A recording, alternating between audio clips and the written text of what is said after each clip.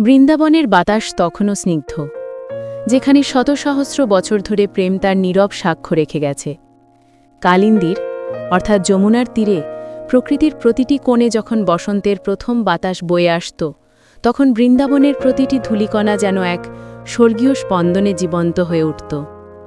এই কাহিনী শুধু দুটি হৃদয়ের মিলন ছিল না, এ ছিল আত্মার সঙ্গে আত্মার এক অনিবার্য আকর্ষণের গল্প। তা প্রতিটি পশু পাখিকে এক গোপন মন্ত্রে ডাক দিত। সেই ডাকের গভীরতম উদ্দেশ্য ছিল কেবল একজনকে খুঁজে নেওয়া, সে হল রাধা। আর রাধা, তিনি ছিলেন বৃন্দাবনের সকল সৌন্দর্যের প্রতীক। তার রূপ ছিল শরতের চাঁদের মতো শান্ত, পবিত্র ও স্নিগ্ধ। তার হৃদয় তখনও কোনো পার্থিব প্রেমের রং লাগেনি। তবুও যখনই কৃষ্ণের বাঁশির সুর উঠত, এক প্রবল অজানা আকর্ষণে তার পা দুটো যেন আপনা আপনি সেই শব্দের উৎসের দিকে ছুটে চলত। তিনি জানতেন না কেন তার নাম উচ্চারিত হয় কৃষ্ণের বাঁশির প্রতিটি সুরে। তিনি শুধু অনুভব করতেন এক গভীর পরিচিতির টান। সেদিন দুপুর গড়িয়ে বিকেল হতে চলেছে। রাধা তার সখীদের সঙ্গে যমুনার ঘাট থেকে ফিরছিলেন।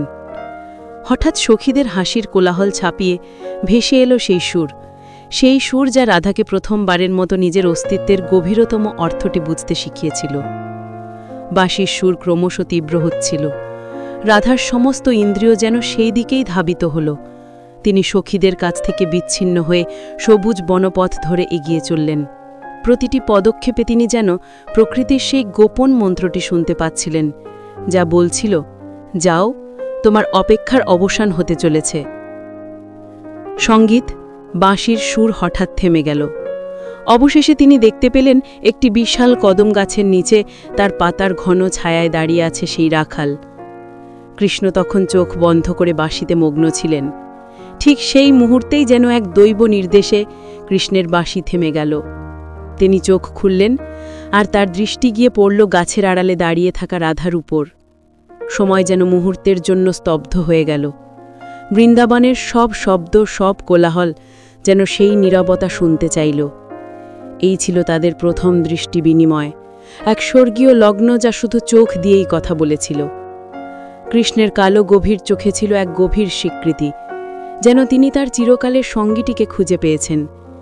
তিনি রাধাকে দেখেই বুঝতে পারলেন, এই মুখ, এই লাবণ্য, এ তার বাঁশির সুরের প্রেরণা, তার জীবনের ধ্রুবতারা। আর রাধার চোখে ছিল এক মিশ্র আবেগ, বিস্ময় এবং এক গভীর অপ্রত্যাশিত শান্তি। রাধার লাজুকতা তাকে কথা বলতে দিল না, কিন্তু তার চোখের প্রতিটি পলক যেন কৃষ্ণের দিকে ছুটে যাচ্ছিল। কৃষ্ণ সেই নীরবতা ভাঙলেন না। তিনি শুধু বাঁশিটি ঠোঁট থেকে নামিয়ে রাধার দিকে তাকিয়ে এক ঝলমলে হাসি দিলেন। সেই হাসি যেন হাজার বছর ধরে জমে থাকা ভালোবাসার প্রথম প্রকাশ। সেই হাসি রাধার হৃদয়ে এক গভীর ঢেউ তুলল। কৃষ্ণ মৃদুস্বরে, অত্যন্ত আন্তরিকভাবে রাধাকে বললেন, কে তুমি, হে সুন্দরী? তোমার আসার অপেক্ষায় আমার বাঁশি আজ এতকাল একা সুর বেঁধেছিল। রাধা মনে মনে নিজের নামটি বললেন, কিন্তু চারপাশের সামাজিক চোখ তখনও জেগেছিল।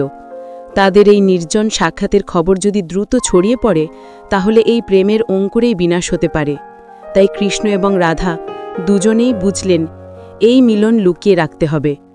কৃষ্ণ যখন বাঁশি বাজাতে বাজাতে চলে গেলেন, রাধা তখনও সেই কদমতলার নিচে দাঁড়িয়ে। পর্ব শেষের আকর্ষণী, উত্তেজনাপূর্ণ ভয়েস। কিন্তু এই প্রথম সাক্ষাতের পরই কৃষ্ণের নাম বৃন্দাবনের বাতাসে অন্যভাবে ছড়াতে লাগল। আর তার সাথে সাথেই এলো প্রথম বাধা। এক কঠোর নারী তাদের এই প্রেমের